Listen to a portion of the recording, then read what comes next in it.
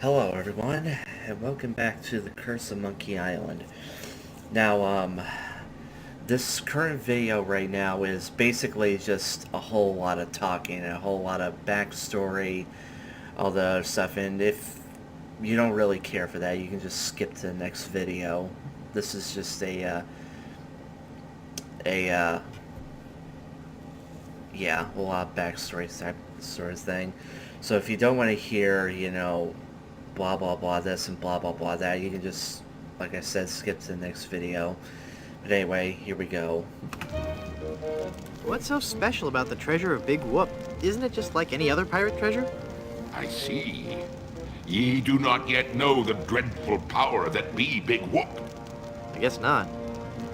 Quake in fear, Threepwood, when I tell thee that Big Whoop be a damned portal to a demon netherworld. Okay. The treasures of Big Whoop be the very gates of hell themselves. Yipe. But how will Big Whoop make Elaine love you? Elaine shall pass through the hoary gates of Big Whoop, just as I once did, down to the inky blackness of the infernal nether regions. For you see, Big Whoop gives those who pass through it the greatest gift of all, immortality. But at what cost? Cost? Granted, people may find me a bit unapproachable now, and the smell does take a while to get used to. But it'd be worth everything now that I have the power to make Elaine love me.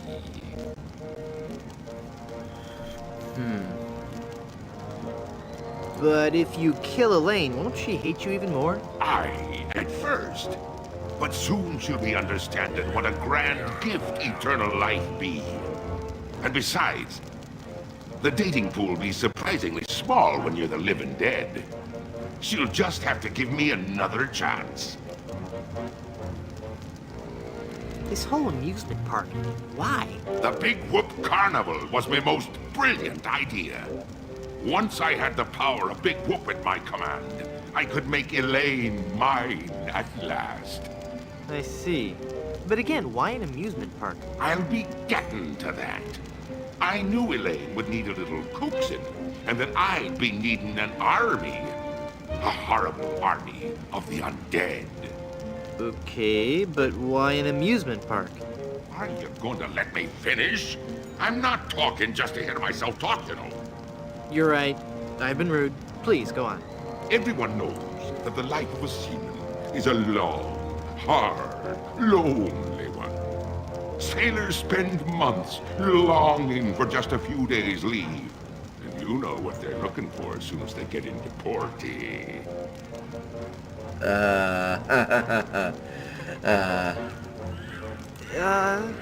A family-oriented fun park. Oh, that. Of course. They come to take a ride on the giant roller coaster, the Great Monkey Mountain.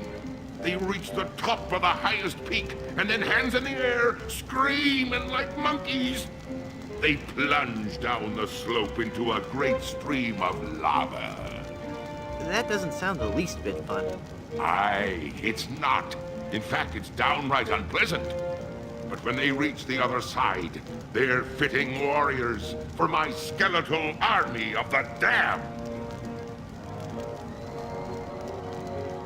How did you find Big Whoop? That'd be a long story. Are you sure you want to hear it? Does the torture start after we're done talking here? Aye. Go on then. Back when I were alive, Elaine despised me. No. No, it's true. I can see that now. She didn't like me at all. But I were determined to prove me worth to her, you see. So, I set sail to find the legendary secret of Monkey Island.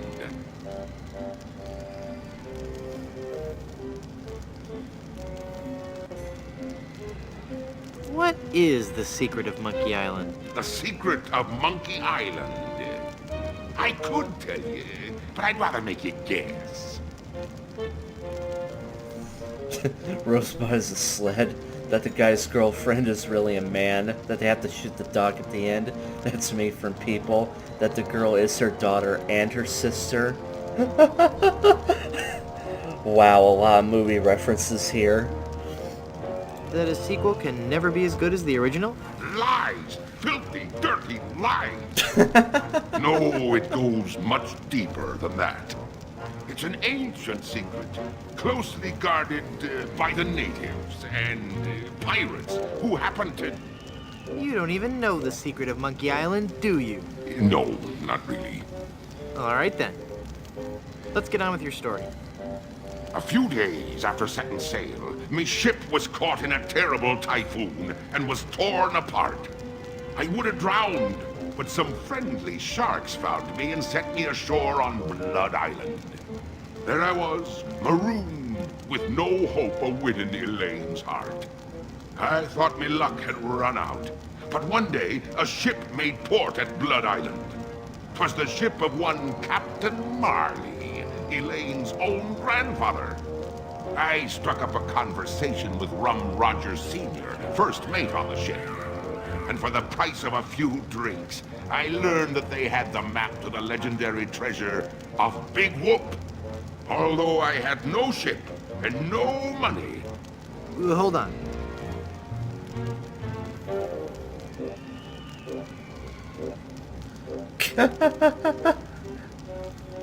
Does this go on for much longer?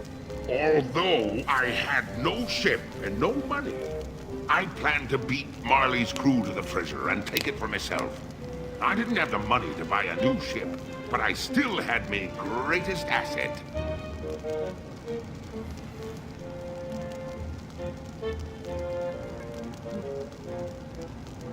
Your resemblance to a moray eel? But I still had my greatest asset. That indefinable Chuck charm. One of the rich young debutantes on Blood Island was helpless against it. After a week with me, she would have followed me to the grave. Unfortunately for her, she didn't get the chance. I pried the diamond from her family's engagement ring and sold it to some cutthroat smugglers for the cost of a new ship.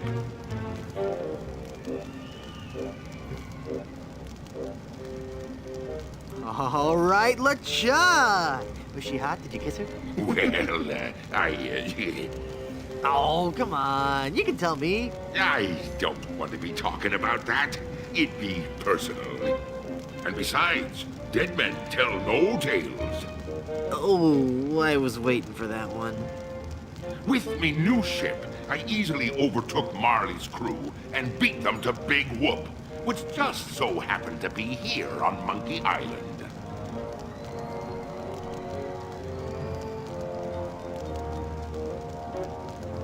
I'm still confused about the carnival. Then ask me. As designer and founder, I can answer all your questions. How did you build an amusement park on a deserted island? The process begins with a winning design team. I scoured the Caribbean, looking for the best and brightest artists, engineers, and creative people. After a lengthy period of intensive recruitment, intimidation, and murder, I had my team at work, slashing and burning acres of old-growth timberland on Monkey and Dinky Islands. That must have been back-breaking work. Aye, that it was.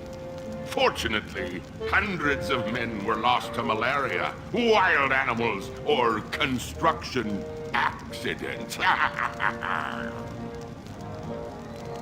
What kind of attractions do you have? Here at Big Whoop, we pride ourselves on the variety and authenticity of our attractions. We be using a magical blend of art, technology, and indentured servitude that we like to call Dynamo Monk Electrics. Frighteningly realistic skins and other body parts are attached to a framework of gears, servos, and pulleys, all constructed from a remarkably lightweight composite material. Fascinating. So animatronics, really. How do you power all the rides? That be a good question. As ye may already know, the power of Big Whoop be derived from its position as an infernal nexus, binding our world with the unholy manifestation of evil itself. Well, of course. But like all fuel sources, it can't be lasting forever. That's why it be our job to conserve its demonic power wherever possible and look to alternative power sources. So basically, the entire amusement park is run by Argent Energy. Gotcha. Wind? No, we tap our greatest natural resource, monkeys. My word! Hordes of ruthlessly trained monkeys are hidden away deep within the bowels of the park, bound to immense machines of destruction and family entertainment. That's so inhumane! Ooh, I'm glad you noticed. It be the little touches that make the difference. Mark my words, LeChuck. When I finally defeat you, I'll be sure to set them all free. Yeah.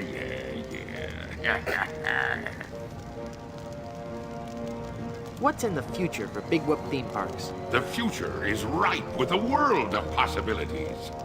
I see an entire network of theme parks throughout the world. Each will be unique and incorporate the cultures and customs of its specific area. But all will hold true to the same vision of the original park. A random, wholesale slaughter of the thousands of patrons who walk through our gates. I thought the treasure of Big Whoop was on Dinky Island. Dinky Island be an atoll just off the coast of Monkey Island. But they be connected by a maze of mysterious tunnels that run under the very ocean floor. So although you dug for treasure on Dinky, when you found me carnival, you were on Monkey Island. Very tidy explanation. Aye. I've heard quite enough about your disgusting theme park. What happened to Captain Marley and his crew? Their ship arrived at Monkey Island a half hour after mine. But they were too late to stop me from claiming me prize. And they watched me pass through the portal of Big Whoop. Craven cowards that they were, the power of what they saw overwhelmed them. They fled the island in terror. Marley tore his treasure map into 4 pieces and gathered his crew around him. There was Rum Rogers Sr., the first mate, Rapscallion, the cook, and young Lindy, the cabin boy. Marley gave each a piece of the map, keeping one for himself. They promised to guard those map pieces with their lives. I saw to it that they kept their promise. They were the only people alive to know about Big Whoop. What happened to Rum Rogers Sr.? He was taking a bath in his cabin near Fat Island, drinking rum and eating toast, as he always did while bathing, when the toaster mysteriously fell into the tub with him. Shocking.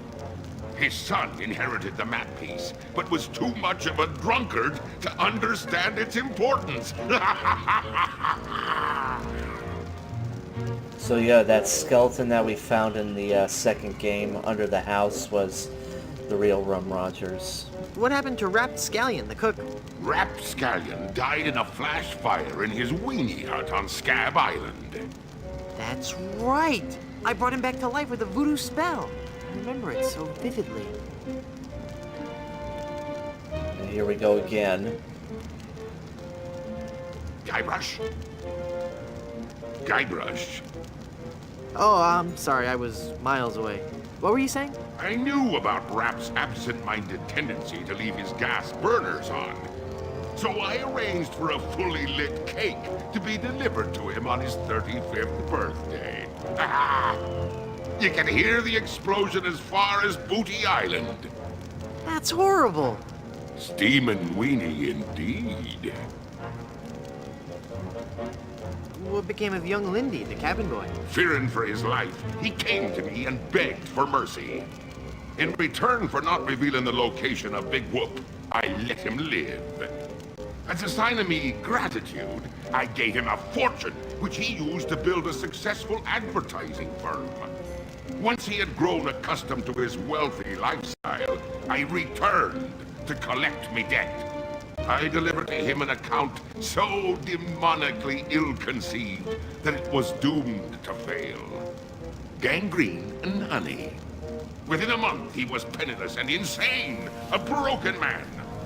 He sold everything he owned and got so desperate, he fell in with a traveling circus. He was killed when he was shot from a cannon without a helmet. No one could be that desperate. Says to you, Guybrush. You literally shot yourself out of a can so you can get money to afford a shovel and a sword. And a map. What fate befell Captain Marley? I ambushed him while he was racing in the America's Cup. I boarded his ship and decided to let him determine his own fate. He could grant me his blessing to have his granddaughter's hand in marriage, or he could suffer a death more horrible than any of his crewmates. Well, what'd he say? Actually, he said quite a few things. Oh, the pain. Stop it, you're killing me. Some other things, I forget them all. I left him for dead and sent his ship into a whirlpool not even the most accomplished captain could escape. You're unbelievably ghastly and wretched. Ooh, thanks. Ah. Okay, now, what he said about Captain Marley, okay. If you're still listening to this, in the sequel, that whole thing with, you know, Captain Marley actually turns out to be untrue. Because as it turns out, LeChuck wasn't the one that went after, that got Captain Marley. It was, someone else. I won't go into further details on that. So basically, LeChuck is basically just taking credit for something he didn't do, and quite frankly, that is kind of in character for him, so I'll just let it pass, even though it's, you know, a big gaping plot hole. But unfortunately, that leads to another gaping plot hole in the series, but you'll see it when it happens later on. Elaine will never marry you. She loves me. She does not. She loves me. Nuh-uh, she loves me. Does not. Are we seriously gonna do this? Anyway, Elaine really loves me. Does not. Does too love me. Does not. Does too infinity. Does... ah! Curse you and your diabolical debate skills. Please don't kill me. Why shouldn't I? If you kill me,